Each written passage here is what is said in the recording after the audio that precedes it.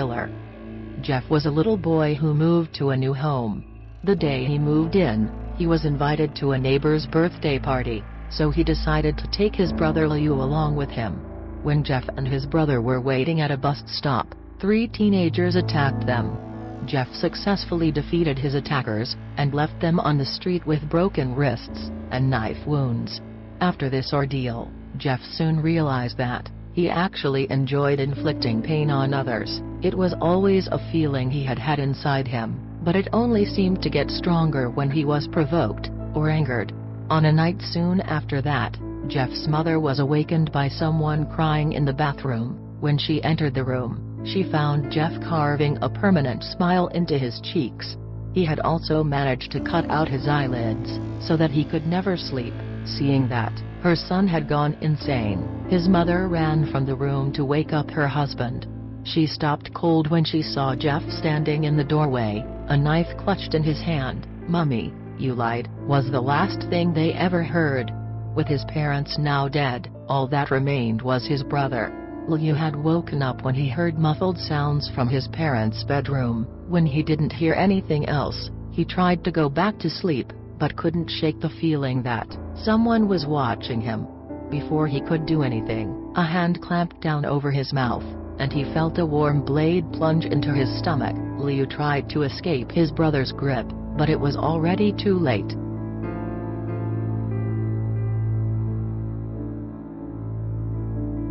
The Keyhole. This legend involves a man who checked into a hotel for a few nights.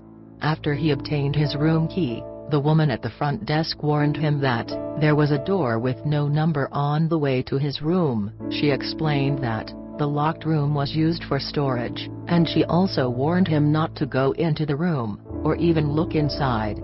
The man, although intrigued, went straight to his room without asking any more questions, but by the second night, his curiosity had got the better of him. He tried turning the doorknob, but found it to be locked, just as the woman had claimed. Not to be deterred so easily, the man proceeded to peep through the keyhole. Beyond the door was what looked like a normal hotel room, exactly like his own. However, in the corner stood a very pale woman with her head resting against the wall opposite the door. Confused, the man returned to his room. On the third day, the man decided to look through the keyhole once more.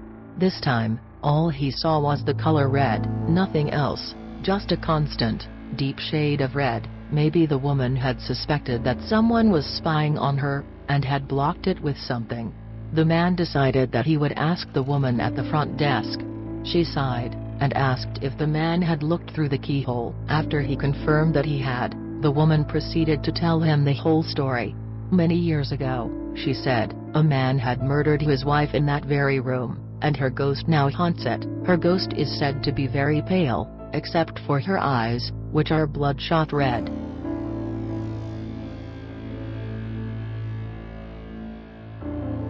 The Rake. In 2003, in the Northeast United States, there was an incident involving a strange, human-like creature which attracted a lot of attention from local media. After the story initially broke, most online and written documents were mysteriously destroyed. Although these accounts were gone, sightings of the creature continued to become even more frequent. What's odd is that many people reacted differently to the creature. In fact, the emotions experienced ranged from traumatic levels of fright to an almost childlike sense of curiosity. The sightings continued, and so the hunt for more information began. Finally, in 2006, a collaboration of various researchers made a chilling discovery. They had unearthed nearly 24 documents dating from the 12th century to the present day, all of them describing various sightings of a creature called the Rake. The sighting that stood out the most was a woman's account that dated from the same year of the discovery. A synopsis is provided below. A woman awoke in the middle of the night, and accidentally ended up waking her husband as well. She apologized and her husband turned around to look at her. He gasped and immediately grabbed his wife, fearing for her safety. At the foot of their bed, sitting and facing away from them, was the infamous creature which was described as looking like a big, hairless dog. While the couple's eyes were still adjusting to the dark, the creature sprang up, and crouched less than a foot from the husband's face. It stared at him for a while, then made a dash for their children's bedrooms. The terrified couple immediately ran after it, fearing the worst for their children, but they were too late. They ran straight to their daughter's room, only to find her mutilated and close to death. As their daughter was dying, her final words were, "He is the rake." Then, as mysteriously as it had appeared, the rake disappeared, never to be seen again.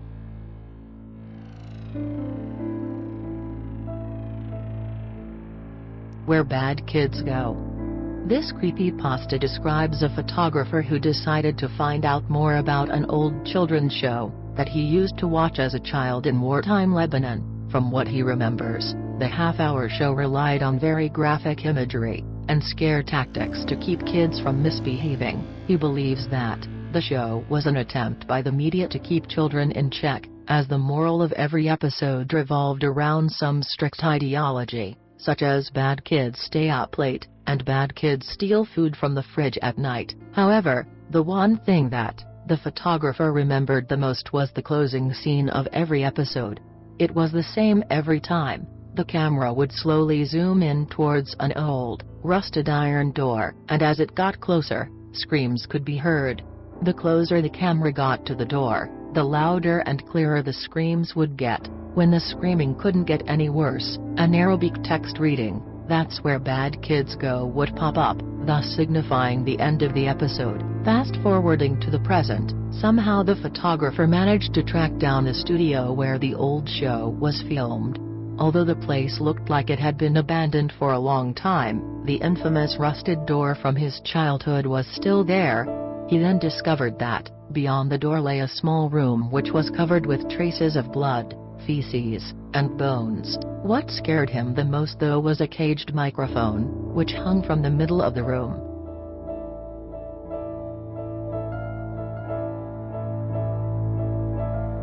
The Grifter.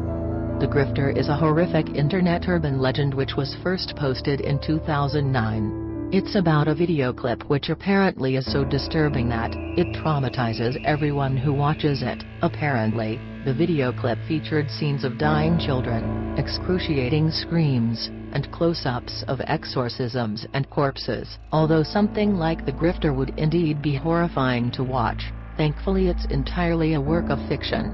The person who started the legend admitted in 2009 that the so-called screenshots of the video were actually taken from the movie Little Oduck.